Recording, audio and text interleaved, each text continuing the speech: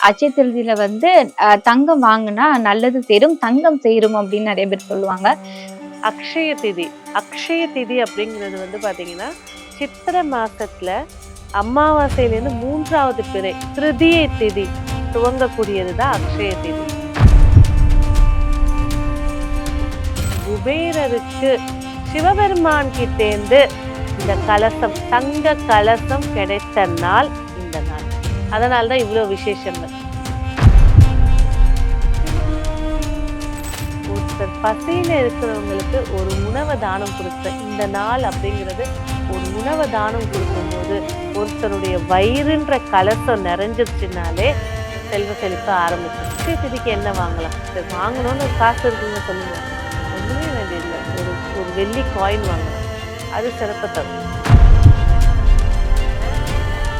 இப்ப அட்சய திருநாள்ல வந்து எந்த கோவிலுக்கு போலாம்? என்ன மாதிரியான பரிகாரங்கள் வந்து செய்யலாம்? ஒரு கோவில் வீட்டு பக்கத்துல இருக்கக்கூடிய அம்பாள் கோவில், லட்சுமி கோயில் போறது சிறப்பு, குபேரர் கோயில் போறது சிறப்பு, முருகர் கோயில் போறது சிறப்பு.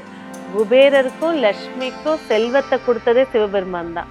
அதனால சிவன் ஆலயத்துக்கு போறது இன்னும் சிறப்பு.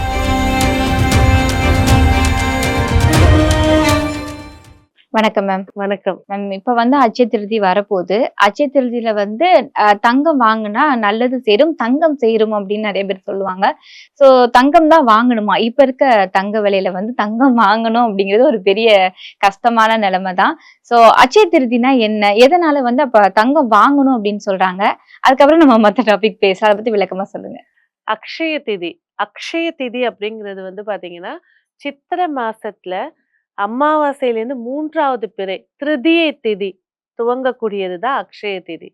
இத ஜோதிட சாஸ்திரத்துல, ஆன்மீகத்துல, பாரம்பரியத்துல சொல்லப்பட்டது என்னன்னா, 3 கிரகங்கள். அதாவது அக்ஷய திதியும் ரோகிணி கிருத்திகை நட்சத்திரமும் இணையணும். ஏன்னா சந்திரன் உச்சமாகணும். சூரியன் மேஷத்துல இருப்பார். அவரும் உச்சத்துல இருப்பார். சுக்கிரன் மீனத்துல இருப்பார். 3 கிரகங்கள் ஒரே நேர்கோட்டுல உச்சமாகி நிக்கக்கூடிய காட்சி தான் அக்ஷய திதி. அப்போ எம்பெருமான் சொல்லக்கூடிய கிருஷ்ணர், அவர் நண்பர் வந்து அவரை பார்க்க வராங்க. பார்க்க வரும்போது வெறுங்கையா போகக்கூடாது. அவர் படு ஏழ்மையில இருக்காரு. 5, 6 பிள்ளைகளோட அவஸ்தைப்பட்டுட்டு இருக்காரு. அப்ப என்ன செஞ்சாங்க அவங்க ஒய்ஃப், பக்கத்து வீட்ல இரவல் வாங்கி அவள வந்து ஒரு முடிச்சு குடுத்தாங்க. இவரும் போயிட்டு பார்க்குறாரு, நண்பர பார்த்து எனக்கு கஷ்டத்த பத்தி கொஞ்சம் சொல்லுங்க. நம்ம கொஞ்சம் நல்லா வரலான்னா, இவர் போறாரு, நண்பர பார்க்குறாரு, கிருஷ்ணன கட்டி பிடிச்சோனே எல்லாத்தையும் மறந்துர்றாரு. சந்தோஷமா "என்ன நீ எனக்கு எடுத்துட்டு வந்த?" அப்படின்னு வந்து அவுல குடுத்தாங்க. அந்த அவுல்ல ஒரு பருக்க அவர் வாயில போட்ட உடனே இங்க செல்வ செழிப்புகள்லாம் ஆரம்பிச்சுருச்சு. இது புராண கதை. அதே போல குபேரருக்கு சிவபெருமான் கிட்டேந்து இந்த கலசம், தங்க கலசம் கிடைத்த நாள் இந்த நாள். அதனால தான் இவ்ளோ விசேஷங்கள். அப்ப தங்கம் தான் வாங்கணுமா? கிடையாது. ஒருத்தர் பசியில இருக்கிறவங்களுக்கு ஒரு உணவ தானம் குடுத்த இந்த நாள் அப்படிங்கிறது, ஒரு உணவ தானம் குடுக்கும்போது, ஒருத்தருடைய வயிறுன்ற கலசம் நிறைஞ்சிருச்சுனாலே செல்வ செழிப்ப ஆரம்பிச்சிடும். நீங்க நகைய குடுங்க, பணத்த குடுங்க, ஆடைகள குடுங்க, போதும்ன்னு சொல்லவே மாட்டாங்க. சாப்பாடு சாப்பிட்டு முடிச்சு இந்த 3வது வேளை சாப்பாடு, ஐயோ! வயிறு ஃபுல் ஆயிடுச்சு போதும்யா. அந்த போதுன்ற வர்றது வந்து சாப்பாட்டுல மட்டும் தான் இருக்கு.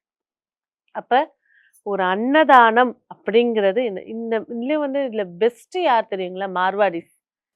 இந்த சித்திரை மாசம் 1ஆம் தேதி பொறந்த உடனே எல்லாரும் நகை கடையா இருக்கட்டும், வீட்டு வாசலா இருக்கட்டும், நல்லா திக்கா மோர் அடிச்சு வச்சு வரவங்க எல்லாருக்கும் குடுத்துக்கிட்டே இருப்பாங்க. மோர் சுக்கிரன். Okay ma'am. பாலு சந்திரனு, பால்லேருந்து மோரா திரிச்சு குடுக்கக்கூடிய மோர் வந்து சுக்கிரன். அவங்க என்னதான் கஷ்டப்பட்டாலும் ஏதாவது ஒரு ஜீவனம் வந்துரும், அவங்க ஜெயிச்சிருவாங்க. நம்ம என்ன செய்றோம்? அக்ஷய திதி வந்துச்சு, அவங்க கிட்டயே போய் காச குடுத்து நகைய வாங்கிட்டு அவங்க தான் குபேரர் ஆயிட்டே இருக்காங்க. அப்ப என்ன செய்யணுங்க? சாப்பாடு தாங்க. வயிறுன்ற கலசத்த யார் ஃபுல் பண்றாங்களோ, அதுவும் கொடிய பசியில இருக்கக்கூடியவங்களுக்கு குடுக்கும்போது, அந்த வீட்ல குபேரன் வந்து உட்காருவார். இதான் தாத்பரியம். அப்ப அக்ஷய திதிக்கு என்ன வாங்கலாம்? சரி, வாங்கணும்னு காசு இருக்குங்க சொல்லுங்க.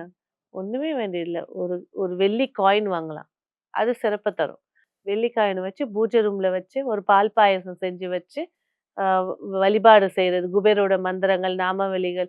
அதேபோல பெஸ்ட் அப்படின்னு சொன்னீங்கன்னாக்கா, இந்த காஞ்சிபுரம் மாவட்டத்துல வெள்ளகேட்டுன்ற இடத்துல அ ராஜ குபேரர் சித்தர் பீடம் அப்படிங்கிறது இருக்கு.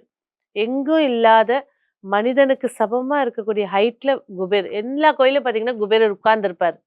இல்ல குபேரரோட எந்திரங்கள் வச்சிருப்பாங்க. ஆனா அந்த ஆலயத்துல வந்து பார்த்தீங்கன்னா, நின்ற கோலத்தில் சிரித்த முகத்துடன் காட்சி தராரு.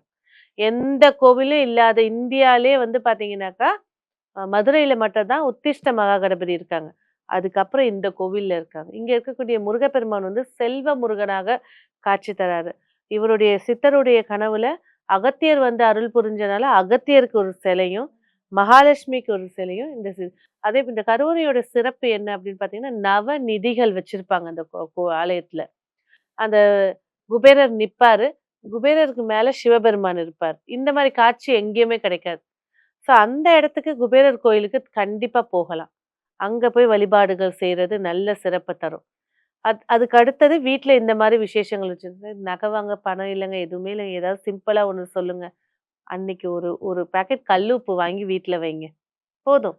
அந்த கல் உப்பு வாங்கி வைங்க. முடிஞ்சா ஏன்னா எல்லாருமே கல் உப்பு தீபத்த பூஜை ரூம்ல போடுறாங்க. பூஜை ரூம்ல போடவே கூடாது. கிச்சன்ல தான் போடணும். கிச்சன்ல அடுப்புக்கு வலது பக்கத்துல ஒரு மண்பானை வச்சு, அது மேல கல் உப்பு போட்டு, ஒரு தீபம் ஏத்தி வைக்கிறது. ஏன் தெரியுங்களா? இதுல இருக்கக்கூடிய ஒரு சீக்ரெட் என்னன்னா, இப்ப எக்ஸாம் நடந்துட்டு இருக்கும் சித்திரை மாசம்ல. எல்லார் வீட்லயும் காலையில போங்க. "எருமை ஏஞ்சிட்டியா? சனியனே! ஐயோ! இவனோட போராடுறேனே!" சொல்லிட்டே சமைப்பாங்க. அந்த சமைய சாப்பாடு அந்த குழந்தை சாப்பிட்டா அப்படிதான் ஆகும். என் குழந்தை நல்லா இருக்குங்க, நல்லா படிக்குங்க, என் ஆத்துக்கார் நல்லா இருப்பாரு. ஆண்கள் சமைச்சாலும் சரி, இதெல்லாம் சொல்லி சமைக்கும்போது, எங்க வீட்லலாம் வந்து பார்த்தீங்கன்னா, சமைச்சு முடிச்ச உடனே அ கிருஷ்ணருக்கு அர்ப்பணம், குலதெய்வத்துக்கு அர்ப்பணம் அப்படின்னு ஒரு வார்த்தை சொல்லுவோம். சில வீட்ல என்ன செஞ்சாலும் எடுத்துட்டு போய் பூஜை ரூம்ல வைப்பாங்க. அது பிரசாதம். அத குடுக்கும்போது ஆசீர்வாதம் தான் கிடைக்கும். அப்போ இந்த மாரி விஷயங்கள், வார்த்தைகள், சமைக்கிற இடத்துல அந்த கல்லுப்பு தீபம் இதெல்லாம் போடும்போது, டெஃபினட்டா அந்த வீட்ல குபேரர் வந்து உட்கார்ந்துருவாங்க. குபேரர் அப்படின்னு சொல்லும்போது பார்த்தீங்கன்னாக்கா, அவர் வந்து கொஞ்சம் நல்ல கொழு கொழுன்னு இருப்பாரு அவரு. அவர நெறைய பேர் கிண்டல் பண்ண உடனே சிவபெருமான் கிட்ட போய் சொன்னாங்க, குபேரர் வந்து கோவப்பட்டுட்டாரு. எல்லார்கிட்டயும் செல்வம் இல்லன்னாரு. குபேரருக்கு சிவன் சொன்னது என்னன்னா, "இந்த சில்லற காசு எடுத்து போடு." அந்த சவுண்ட் கேட்டா அவன் சிரிக்க ஆரம்பிச்சுருவான். உங்க எல்லாருக்கும் பணத்த குடுங்க. அதனால தான் பூஜை ரூம்ல ஒரு கிண்ணத்துல காசு போட்டு வைக்கிறது. அந்த காசுக்கு நடுவுல ஒரு வெள்ளி காச வைங்க. செல்வ செழிப்பு ஏற்படுத்தி குடுக்கும். அட்சய திருநாள்ல வந்து என்னால தங்கம் இல்ல வாங்க முடியலன்னா வெள்ளி, அதுவும் வாங்க முடியல அப்படின்னா கல்லுப்பு வாங்குறோம். இது இல்லாம வேற என்ன மாரியான விஷயங்கள் வந்து நம்ம பண்ணலாம்? தானம். ஃபர்ஸ்ட் விஷயம் தானம் தான். சரி கஷ்டப்படுற குடும்பங்கள் இருக்கா? போங்க. உங்களால முடிஞ்ச சாப்பாடு ஒரு ஒரு 10 பேருக்கு செஞ்சு குடுங்களேன். நானே கஷ்டப்படுறேன்னா பரவால்ல ஒரு பாக்கெட் வாங்கி குடுங்களேன். ஏதாவது ஒரு சாப்பாடு அன்னைக்கு தானம் பண்ணு. கரெக்ட்டா 11:40லேருந்து 12:20 வரைக்கும் அபிஜித் முகூர்த்தம். அதுவும் அக்ஷய திதி இந்த 19ஆம் தேதி வருது. அந்த அபிஜித் முகூர்த்தத்துல போய் ஒரு தானத்த குடுத்துருங்க. அதுவும் லஞ்ச் நேரம் தான். தாராளமா ஒரு விஷயத்த ஏதோ ஒண்ணுங்க. இப்ப கூட பிரிஞ்சிலாம் கூட ரூ. 20 30 வந்துருச்சு. ஒரு 10 வாங்கி குடுங்க. அந்த நேரத்துல குடுங்க. கண்டிப்பா செழிப்பை ஏற்படுத்தி குடுக்கும். Okay ma'am. இப்ப அட்சய திருநாள்ல வந்து எந்த கோவிலுக்கு போலாம்? என்ன மாதிரியான பரிகாரங்கள் வந்து செய்யலாம் மேம்? கோவில் வீட்டு பக்கத்துல இருக்கக்கூடிய அம்பாள் கோவில். பெண் சக்திய தான் நம்ம அதிகப்படுத்தி குடுக்கணும். அப்ப அம்பாள் கோவில். சில கோவில்கள் இருக்கும். சிவன் இருப்பாங்க. ஆனா அம்பாள் பேர் தான் பிரசித்தி பெற்றிருக்கும். இப்போ கற்பகாம்பாள் கோவிலு, வடிவுடையம்மன் கோவிலு, அந்த மாரி இருக்கக்கூடிய அம்பாள் கோயிலுக்கு போங்க. போயிட்டு அம்பாளுக்கு ஒரு தாமரை வாங்கி குடுங்க. லட்சுமி கோவிலே இருக்கு அப்படின்னா, பெஸ்ட்டு. ஒரு தாமரை பூ வாங்குங்க.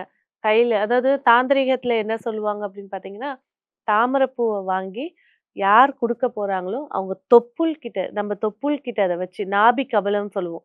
தொப்புள் கிட்ட வச்சு ப்ரே பண்ணிட்டு அங்க குடுக்கும்போது, உங்களோட ஆத்மார்த்தமான ரிலேஷன்ஷிப் ஆரம்பிக்கும். அப்போ உனக்கு என்ன தேவை? நீ ஏன் சொல்ற?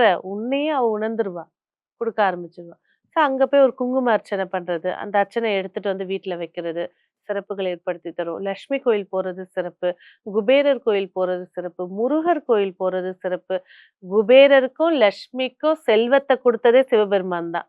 அதனால சிவன் ஆலயத்துக்கு போறது இன்னும் சிறப்பு. Okay ma'am. இந்த நாள்ல வந்து நம்ம ஏதாவது ஒரு புதிய தொழில் இல்லன்னா புதிய விஷயங்கள் அப்படி ஏதாவது இருக்கு அப்படின்னா நம்ம தொடங்கலாமா? தாராளமா தொடங்கலாம். நான் சொன்ன அந்த அபிஜித் முகூர்த்தத்துல எந்த தோஷம், ராகு காலம், யமகண்டம் எதுவும் பார்க்க தேவையில்ல.